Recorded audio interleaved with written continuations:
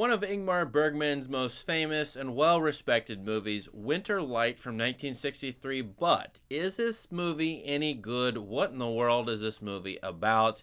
That's what this video is going to try to help you understand, give you a little bit of clues, and give you my own sort of reaction to this movie, which is ambiguous to say the least, coming up next.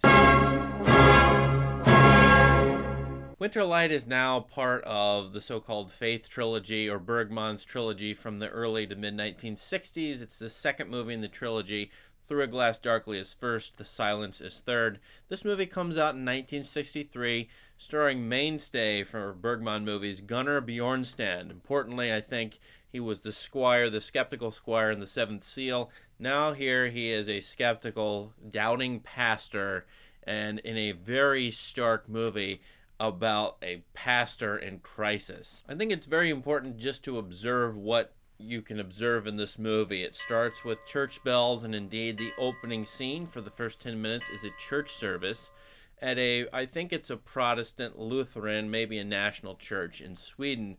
The very end of this movie is the beginning of a service, the Frostnass service in the afternoon towards the end of the day. This movie, importantly, also takes place in winter, and it's really one of the few wintry movies that Bergman made. Also, up to this point in his career, he has very few wintertime scenes. In fact, 3 of his movies before Winter Light start with summer, have summer in the title, and he's often talking about wild strawberries, summer flings, summer interludes, and here you get 80 minutes worth of winter. Probably more wintry scenes in this than all of his previous 15 to 20 movies combined. Plus, of course, the title, Light, Winter Light. Light in Sweden is low, it's bright, and it lasts for a brief time during the day. This movie takes place over the course of a day, 2 services, one in the morning, one in the afternoon, and the movie has a core, a middle section, where we see the pastor behind closed doors outside of doing his pastoral duties as the leader of these services. The entire movie, or most of it at least, has this stark, dare we say, Scandinavian style. Very bare walls,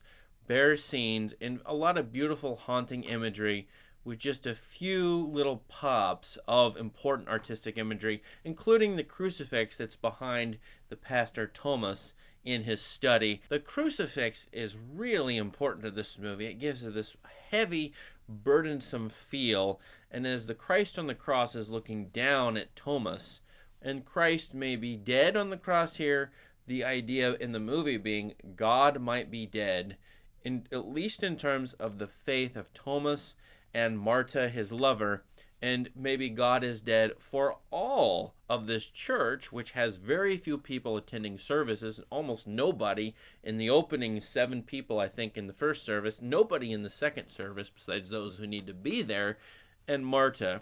And then you get this idea that God is dead maybe in the Swedish church, the Swedish National Church, or God is dead for Europe, or God is dead entirely, the famous Nietzschean lament. Obviously, this is an existential movie where the pastor deals with faith and doubt issues that came up in The Seventh Seal and a number of other earlier Bergman movies. This one is very seriously focused on this pastor's belief or non-belief, and at times he actually ridicules the idea of the father bearing up the son, the artistic image that he says is nonsense. He admits doubt and unbelief to a man who ends up, spoiler alert, killing himself overall. This heavy movie, heavy in thematic material, heavy in the weight of Christ on the cross and the burdens, and also the pastor being sick and falling down or being low or bending over.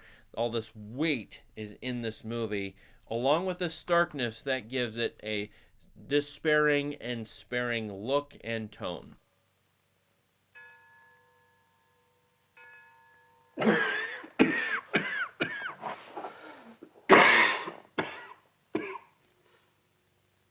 This movie has been argued with by other, directors, other screenwriters, other movie makers. The most notable of all to me is actually a semi-remake of it in, Paul Schrader's First Reformed, which came out, I think, in 2018, starring Ethan Hawke as a pastor, but you have a character of a female who is a lover of the pastor, and she wears glasses. You have this question of a congregant maybe committing suicide, and you have the stark, bleak, cold church in First Reformed. But you watch Schrader's First Reformed, although it has some of the tones of Winterlight, it actually is a very strong response. In fact, in the ending to Winterlight, even the bleakness and the starkness of Winterlight. And I actually think that most movies about pastors or priests here after this, Corpus Christi from Poland in 2019, Of Gods and Men from the early 2010s, and The Apostle from Robert Duvall. You can go down the list of all the pastor movies that have ever been made.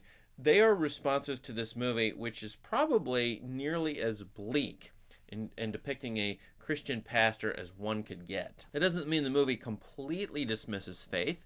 I think you could read it as actually having a core or kernel of faith, even when Marta, the professed unbeliever, who ridicules, she loves the pastor, but she ridicules him for having a personal indifference to Jesus Christ. She, in the end, is praying in the church. And the church service goes on, and the last words of the movie are very heavy and profound. I think, nevertheless, Bergman really is, this is autobiographical, in that his father was a Lutheran pastor, and here we see the front of pastorship, as it were, during the service, but also the behind-the-scenes look, the pastor in his office. And to me, how dismissive Thomas is of a couple of these characters is very disturbing and distressing. In fact, if you ever meet a pastor who actually doesn't have faith or who is an atheist, it's a very weird and, to me, off-putting experience. You know that person is a hypocrite. Thomas isn't quite there, but you feel like he might be getting there. And the signal that Bergman is sending is that the Swedish faith may be dead, his faith may be dead. Heck, Protestantism in Sweden or in Europe might actually be dead. I think it's significant that Gunnar Bjornsten and Max von Sydow is here, and those two are in the office talking about the fate of the world, Chinese nuclear weapons, as this character is worried about, and the pastor's unbelief. Significant because, in the Seventh Seal, you have those two characters as knight and squire. One is a very doubting believer, and one is a complete skeptic, probably an atheist, maybe an agnostic, and those two are squaring off a bit. Also in that movie, you have the knight facing off against death. And I think both of those relationships, the knight and death and the knight and squire, are quoted in this movie when Thomas talks to this man who is in deep despair about the fate of the world and the possibility of nuclear apocalypse. Skepticism is everywhere in this movie. Possibly everyone believes, but as a skeptic, everyone has this personal, existential, individualistic crisis of faith. And everybody suffers internally, and there's sort of no sharing or kinship, or very little of that. And it is especially true of Thomas, who is so dismissive of Marta, in my opinion, as well as these other characters. It's as if individual faith can't be shared with other people, and the community that's supposed to come from, one, Christianity, two, from religion in general, is in fact annihilated or denied in this movie. There is no community.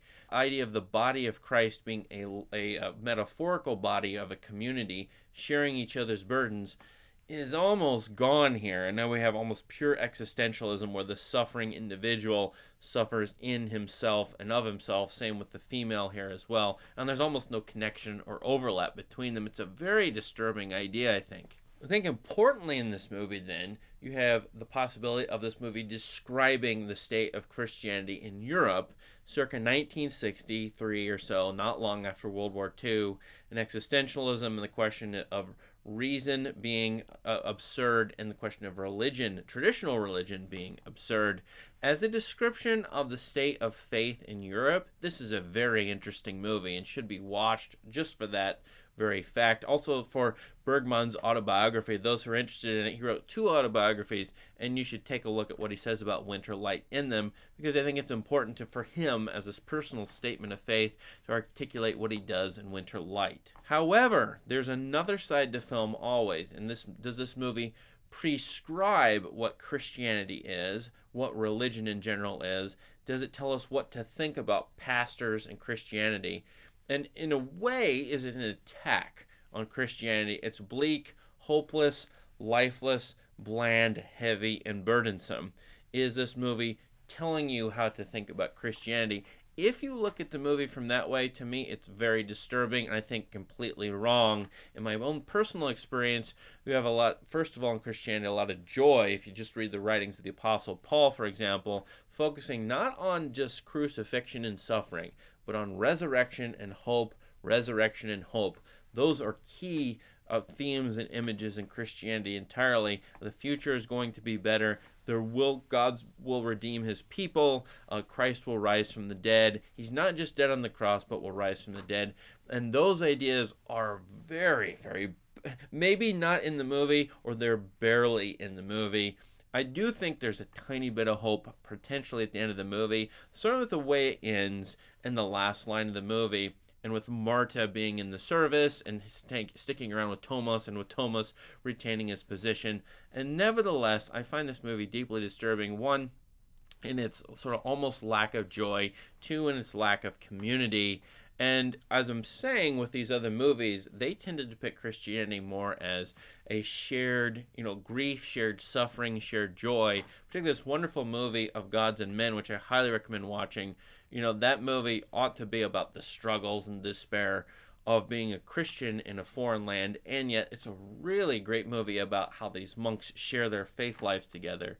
I think a similar thing is going on in a movie like Robert Duvall's The Apostle, where the pastor may not be a believer, he certainly doesn't act like it, but he actually energizes a church community, and it is a community of friends of a shared body of Christ ideal, which I don't find so much in this movie if it's telling us that's what Christianity is. Now, I have no doubt that people all over the world, including myself, have dark nights of the soul, moments where, or times in their lives, maybe long periods, where they despair over why God made them, why the world is the way it is.